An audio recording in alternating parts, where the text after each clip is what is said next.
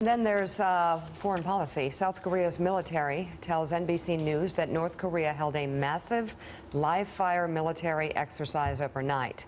The drill took place in an eastern coastal town. It was meant to mark the 85th anniversary of the founding of North Korea's military. Meanwhile, during a meeting at the White House, President Trump urged representatives of the United Nations Security Council to adopt new sanctions on North Korea. The status quo in North Korea is also unacceptable, and the Council must be prepared to impose additional and stronger sanctions on North Korean nuclear and ballistic missile programs. This is a real threat to the world, whether we want to talk about it or not. North Korea is a big world problem, and it's a problem we have to finally solve. People have put blindfolds on for decades, and now it's time to solve the problem. Amid the rising tensions over North Korea, the Trump administration says it will host a rare briefing at the White House tomorrow for all 100 members of the Senate. Meanwhile, China's president is urging President Trump to take a restrained approach to dealing with North Korea and avoid any back and forth with the regime's unpredictable leader. President Xi and President Trump spoke yesterday by phone, their third conversation in recent weeks. Joining us now, columnist for the Daily Beast, Gordon Chang. He's the author of the books The Coming Collapse of China and Nuclear Showdown, North Korea Takes on the World. Thank you for being with us this morning. Gordon, much to be concerned about, but one thing that at least we can take a little bit of solace in is the fact that the presidents of our country and China seem to be communicating a great deal. And it seems, again, China applying pressure and telling both sides just stay calm. Well, that is a good thing, because if there's a solution, it is going to run through Beijing.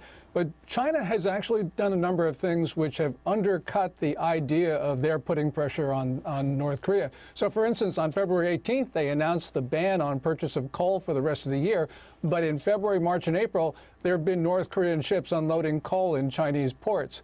And so I think that President Trump needs to continue to work with Xi Jinping, putting more pressure on China, because if we do that, then possibly there's a solution. And the one thing that is a real concern is that there are reports that China is moving mechanized units to the North Korean border.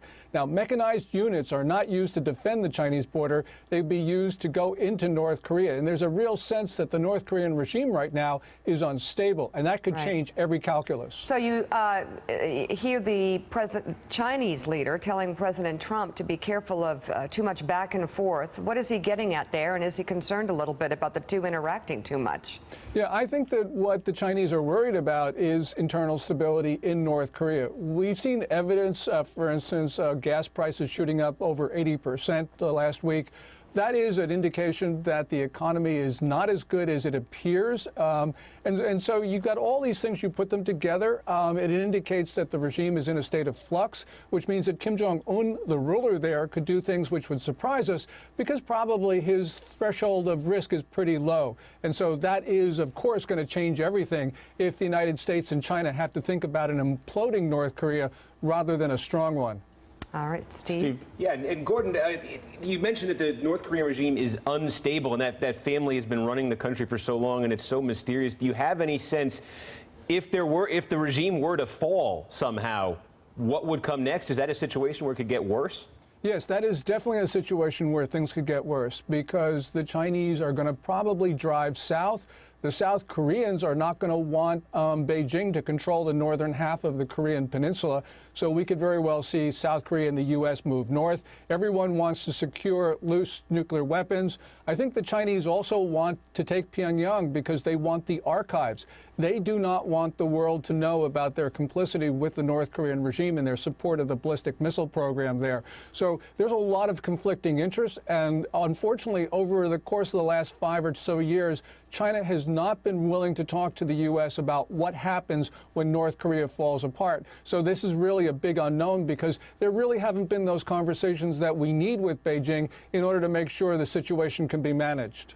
Gordon Chang, thank you very much. And thanks for checking out MSNBC on YouTube, and make sure you subscribe to stay up to date on the day's biggest stories. And you can click on any of the videos around us to watch more from Morning Joe and MSNBC. Thanks so much for watching.